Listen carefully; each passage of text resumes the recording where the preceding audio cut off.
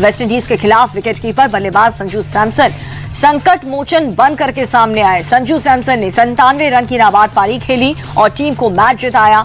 अपनी तूफानी पारी में संजू ने 12 चौके 4 छक्के जड़े। अब 5 मार्च को इंग्लैंड और भारत के बीच दूसरा सेमीफाइनल मैच होगा। मिडिल ईस्ट के आसमान से मिसाइल्स और ड्रोन्स की बारिश लगातार हो रही है। ईरान ने इजराइल के यरूशलेम में जोरदार हमला किया। तेल अवीव में भी ड्रोन बरसाए गए। इजराइल के बेत शेमेश में हुए हमले में 10 लोग मारे गए हैं। यूएई पर भी ईरानी सेना का कहर जारी है।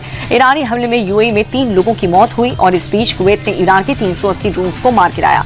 ईरानी विदेश मंत्री पहले ही कह चुके हैं कि जब तक हमले नहीं रुकेंगे तब तक अमेरिका के सहयोगी देश इसका हर्जाना भुगतते रहेंगे। और खामेनी की मौत के बाद भी मिडिल ईस्ट में तनाव थमने का नाम नहीं ले रहा। इजरायली पीएम नेतन्याहू ने सिक्योरिटी काउंसिल की मीटिंग की।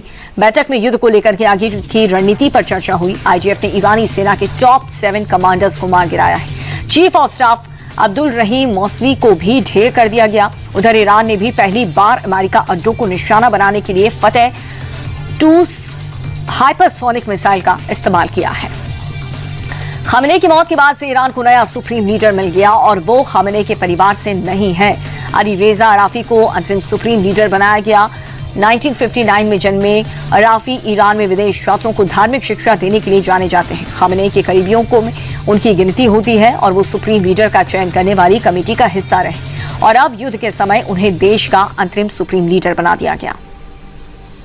मिडिल ईस्ट की जंग को ईरान ने मुस्लिमों के खिलाफ बताया। ईरानी राष्ट्रपति मसूद पहले ही कह चुके हैं कि ट्रंप का खामेनी पर हमला मुसलमानों के खिलाफ युद्ध है। रूस ने भी हमले की कड़ी शब्दों में निंदा की है। पुतिन ने कहा कि खामेनी की हत्या को बर्दाश्त नहीं किया जाएगा।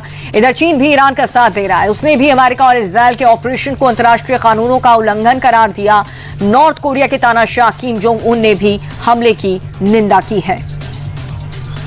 ट्रंप रुकने के लिए तैयार नहीं है और ईरान ने भी ऐलान कर दिया है कि वो अपने नेताओं की मौत का बदला लेगा। ईरान के राष्ट्रपति ने खाड़ी देशों पर हुए हमलों को जस्टिफाइड बताया। उनका कहना है कि अपने नेताओं की हत्या का बदला लेना हमारी जिम्मेदारी और नैतिक कर्तव्य है जिसे हम हर हाल में पूरा करेंगे। ईरान में कत्लेआम का ऑर्डर देने वाले का हिसाब होकर रहेगा और इसके लिए बारूदी जंग को जारी रखा जाएगा।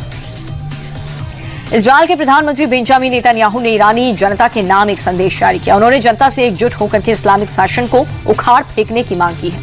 नेतन्याहू ने यह कहा कि ईरानी जनता के संघर्ष को सफल बनाने का टाइम आ चुका है। जिस क्रूर शासन ने ईरानी लोगों की जिंदगी बदहाल की उससे इंतकाम लेने का वक्त आ गया है। ऐसे समय में चुप बैठने से कुछ नहीं होगा। सभी संगठन तानाशाह शासन की कुर्सी हिलाने के लिए एकजुट हो जाए।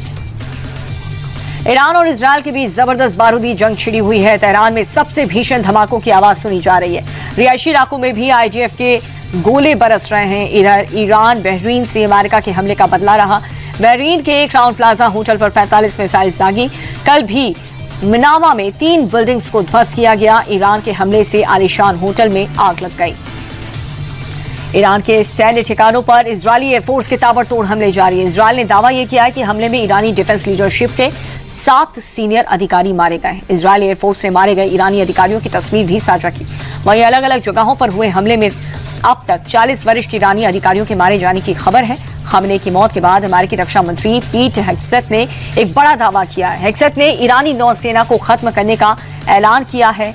उन्होंने कहा कि ट्रंप के आदेश पर हम ईरानी नेवी को पूरी तरह से तबाह और खत्म कर देंगे। अमेरिकी सैन्य बल ट्रंप के मकसद को पूरा करके रहेगी। वाशिंगटन और अमेरिकियों को निशाना बनाने वाली ईरानी मिसाइल्स को हम बर्दाश्त नहीं करेंगे। ईरानी नौसेना को नष्ट कर दिया जाएगा।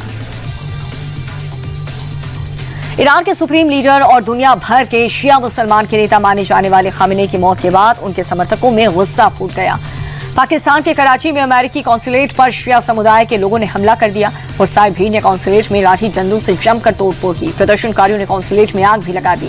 भीड़ पर काबू पाने के लिए पुलिस ने लाठीचार्ज किया। पुलिस की फायरिंग में 15 लोगों की मौत हुई और वहीं कई लोग घायल बताए जा रहे हैं।